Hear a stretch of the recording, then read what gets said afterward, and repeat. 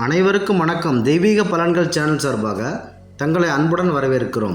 இன்று நம் காணொலியில் காண விரும்புவது சர்வ வல்லமை கொண்ட ராமபெருமான் அவர்கள் தன் தந்தை தசரதனுக்கு எங்கே தர்ப்பணம் கொடுத்தார், என்ன நடந்தது என்பது பற்றி இந்த காணொலியில் விரிவாக பார்க்கலாம். வாருங்கள் காணொலிக்கு செல்லலாம். மறக்காமல் ஒரு சப்ஸ்கிரைப் செய்யவும். பரம்பொருளான ராமர் வனவாசம் செல்வதற்காக 14 ஆண்டுகள் எடுத்துக்கொண்டார்.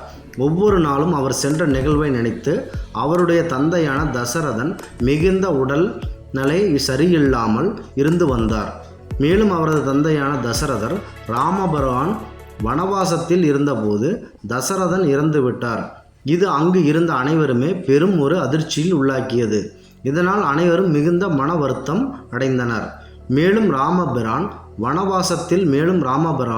வனவாசத்தில் இருந்தபோது அவர் தந்தை இறந்து விட்டார் என்பதால் ஒரு வனவாசத்தில் இருந்த 14 வருடங்கள் கழித்து இறந்து போன தன் தந்தைக்கு தசரதனுக்கு தர்ப்பணம் கொடுக்க வேண்டும் என்ற எண்ணம் அவர் மனதில் ஏற்படுகிறது.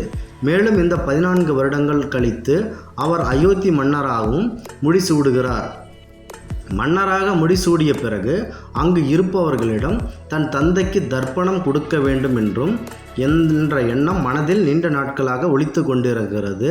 அவருக்கு தர்ப்பணம் கொடுக்க முடியாத ஒரு குற்ற உணர்ச்சியில் தினசரி கடுமையான வேதனையை அனுபவித்து கொண்டிருக்கிறேன். எனினும் காலம் கடந்து விட்டது.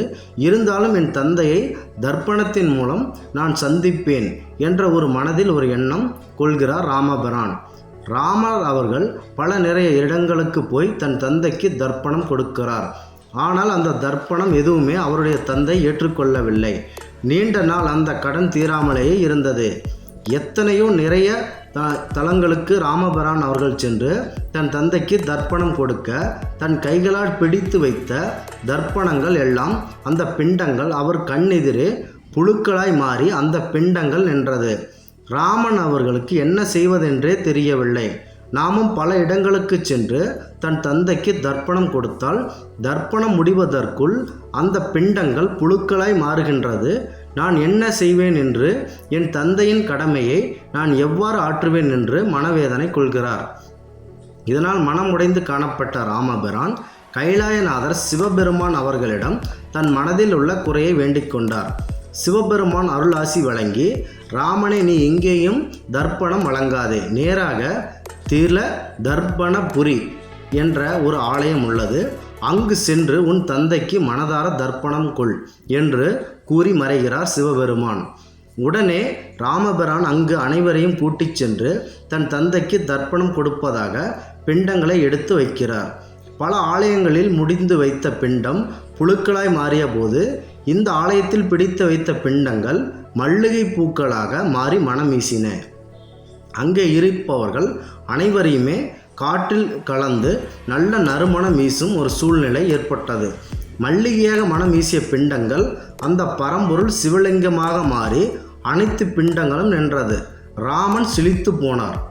மேலும் ராமன் வைத்த பண்டங்கள் ஏற்றுக்கொண்ட அவரது தந்தை தசரதன், என் மனம் குளிர்ந்தது, கையால் செய்த அந்த தர்ப்பணம் எனக்கு மன நிம்மதியை தருகிறது என்று கூறி மறைந்தார். மேலும் அவர் கொடுத்த ஆலயமானது திருவாரூர் மாவட்டத்தில் பூந்தோட்டம் சரஸ்வதி கோயிலில் இருந்து ஏறக்குறைய 2.5 கிலோமீட்டர் தூரத்தில் உள்ளது. இந்த தில தர்ப்பணபுரி ஆலயம் உள்ளது. அந்த ஆலயமானது தமிழ்நாட்டிற்கு கிடைத்த பெரும் பொக்கிஷம் ஆகும். எனவே ராமர் தன் தந்தைக்கு தர்ப்பணம் கொடுத்து கடமையை நிறைவேற்றிய ஆலயம் தமிழ்நாட்டில் இருப்பது என்பது நமக்கு என்றைக்கும் ஒரு மிகப்பெரிய பெருமையாகும். மீண்டும் ஒரு நல்லதொரு காணொளியில் உங்களை சந்திக்கிறோம். நன்றி, வணக்கம்.